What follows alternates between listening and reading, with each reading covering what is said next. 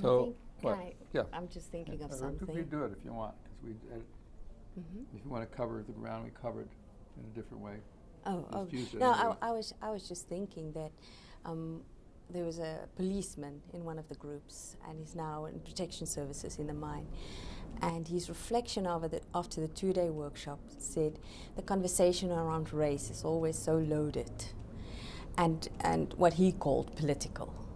But we're having those political conversations anyway. But he said the way we had the conversation enabled him to speak about it in a way that is lighter and away from him. So we can collectively look at what we have constructed in terms of racism in South Africa and then rewrite the story about that. So it's no longer this heavy subject where I feel that I can do nothing but to remove myself from the situation, because it's overwhelming at times. So you changed the context. And now you said moving away. Say a little bit, but the narrative work creates distance between you and the story. Yes, So say a little bit exactly. about that. Let's go talk about narrative work in general. Okay. So it's a wonderful opportunity for us, because in our culture we internalize problems. So we look at a person and say they are the depressed person or the dysfunctional family. So they become the problem. And so they can do nothing with themselves but remove themselves out of this world, and then the problem goes away.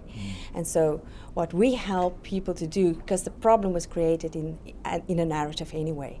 So we, through various ways, the first one being naming the problem in your own language.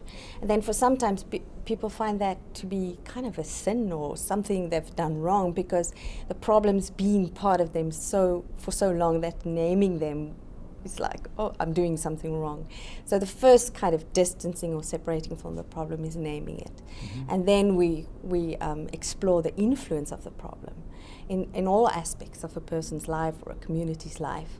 Then we look at the history, because the problem wants to tell us, I've always been there and I'm big and important.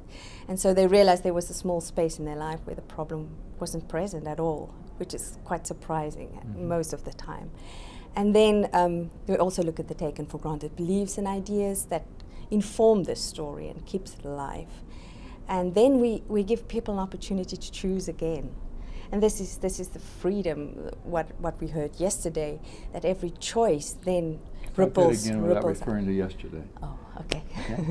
And so then we come to a point where we give people the opportunity to position, to say, this is my statement of position. This is what I think about the story.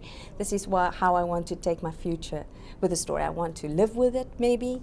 I want to let it go. And then we also talk about, if they want to let it go, what kind of ritual would be respectful, because the story served us well. It meant something for us for a very long time.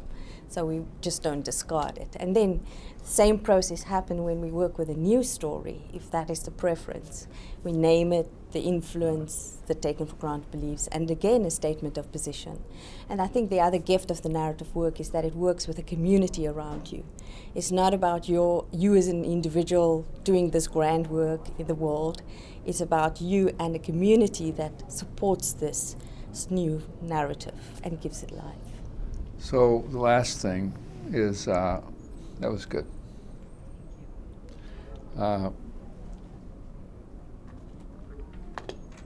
What's the new narrative that you're living into? So the new narrative that I'm living into is called the voice of transformation in this world. My old story was called The Silent Servant.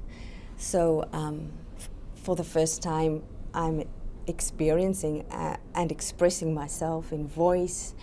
And where I go, I feel that the work creates the space for transformation to happen, for things to move, because it gives the hope that I am not it, that I thought was my life. It gives the possibility that not only my life can change, but everything around me can change too. So it kind of opens life in a new way and possibilities in a new way. And so I've been very privileged to be in these spaces where a person would come in the first day, and I always wish that I could take a photograph of how they look, because by the second day they look different. Mm-hmm. Something's been lifted, and so for me this is my work, and I'm so privileged to be part of that transformation. And it is really linguistic. The problem started in the narrative, and that's where we can do something about it. We're not victims of that.